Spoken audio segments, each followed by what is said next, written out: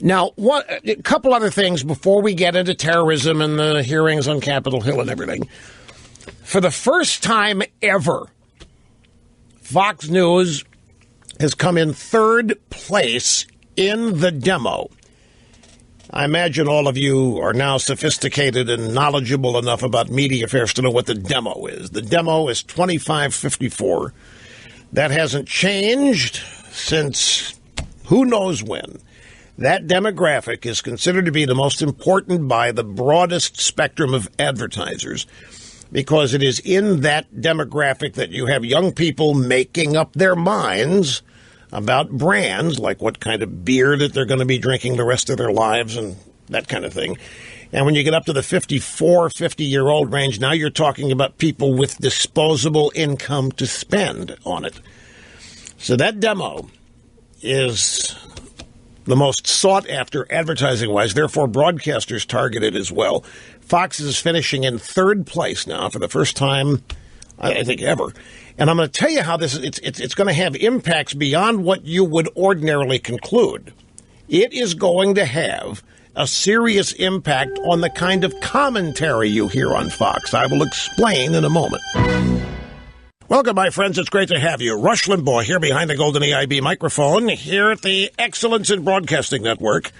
Telephone number is 800-282-2882. And if you want to send an email, the email address, lrushbo@eibnet.us. All right, Fox News plummeting now to third place. This is prime time, by the way, but it's going to end up being throughout the day.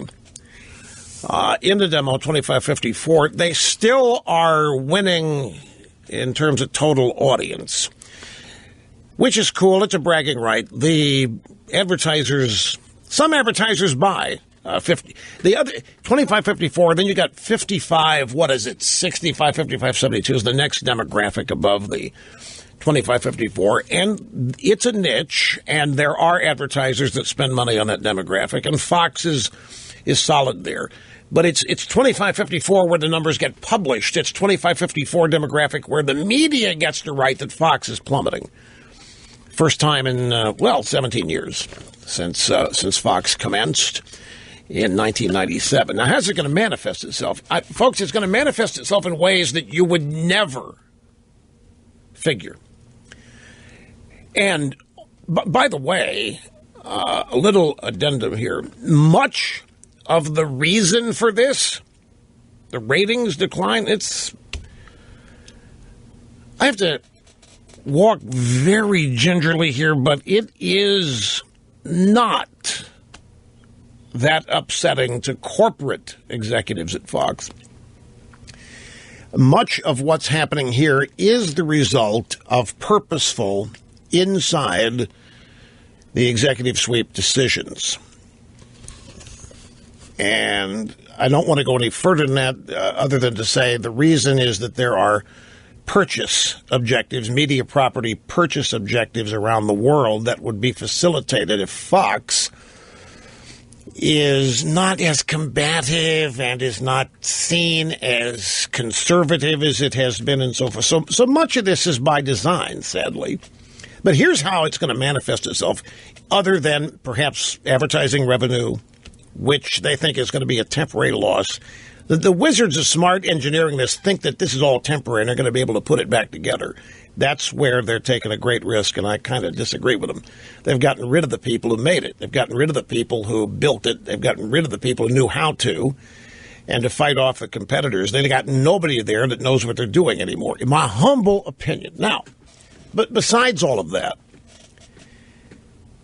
when Fox was ruling the roost, when Fox was therefore the place to go. If you're a guest, if you're an analyst, if you're an author, if you are a commentator, if you're trying to get a commentator gig, many young conservatives, their career aspirations now are get a book deal and a Fox News gig, and that's it. That's nirvana. Nothing about changing the course of history, nothing about furthering the cause, just get some money and get some fame. And TV attracts all kinds of people with that objective. But when Fox was ruling the roost, Everybody wanted to go there. Despite what these liberals say about Fox this and Fox that, you'll know as well as I do that many liberal Democrats, guests and otherwise, showed up on Fox all the time, despite the things they were saying about it. Why? Because that's where the eyeballs were. CNN and MSNBC, zero. I mean, they had asterisks. They had so few viewers, it made no sense to go there. It made sense to go to Fox. And when you went to Fox, let's say you're Richard Clark. Remember Richard Clark in the Clinton administration, the counterterrorism division, who never, ever wouldn't see any way to concluding that Clinton could have identified bin Laden before 9/11 happened and all. Richard Clark, totally, I'm trying to be polite here, just totally in the bag for the Clintons and for the left and the Democrats in analyzing 9/11 and bin Laden and so forth. When people like Richard Clark, take your pick, when liberal or left-leaning guests go on Fox, they know who the audience is. They modify a little bit their opinions and what they say because they want to be invited back. They want to continue to appear. Maybe some of them even want to get official analyst gigs, which can pay six figures a year. If you're seen as a strategist, you'll see name Anastas Mikoyan, Democrat strategist, and you think, wow, a person who works as a Democrat. No. They're just some person off the street that's got an opinion, and they label them as Democrat strategist. They may have never strategized with anybody officially. When you go on Fox, because Fox is number one and because of Fox's audience, you moderate your tone a little bit. You have it dictated by your desire to come back. With Fox no longer ruling the roost, these people will not have to pretend to take Fox seriously any longer. They will not have to acknowledge that Fox is credible as their reason for going on.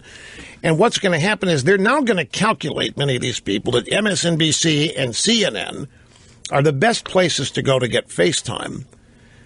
And in that case, they will be back to their unbridled, extremist, liberal worldview.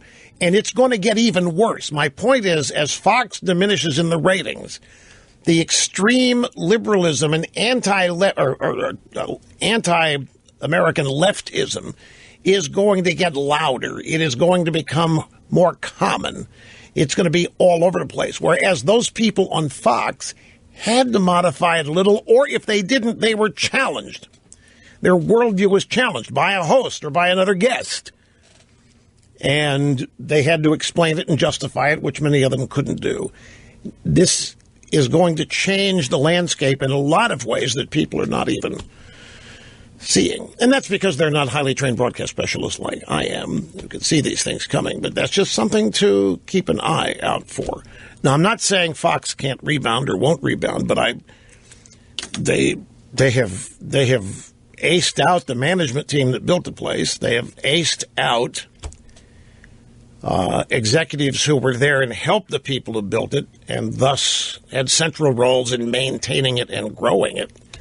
And now people who for 20 years, 15 years, have always been on the outside thinking, I can do better than that. I know better than what it. Now it's their turn, and they are demonstrating that they may not really know what they're doing. We'll see. MSNBC and CNN are not going to change. I mean, they're as incompetent as ever. But the big difference in this equation is Fox. And I just want to warn you, you may already think this has happened even before the events of the past year. I mean, I've heard people complaining to me that Fox isn't what it used to be for a long time. Haven't you? So I just expect that to accelerate. What else do we have? Monica Lewinsky, speaking of Fox. No, I'm not making it. MSNBC won the prime time 25-54 demographic for the first time ever. For the first time ever. Look at how little time this has taken. 17 years at the top. And depending on 1 year, 6 months, bam, it's over. 17 years can be erased in less than 1 year? Yep. Looks like it.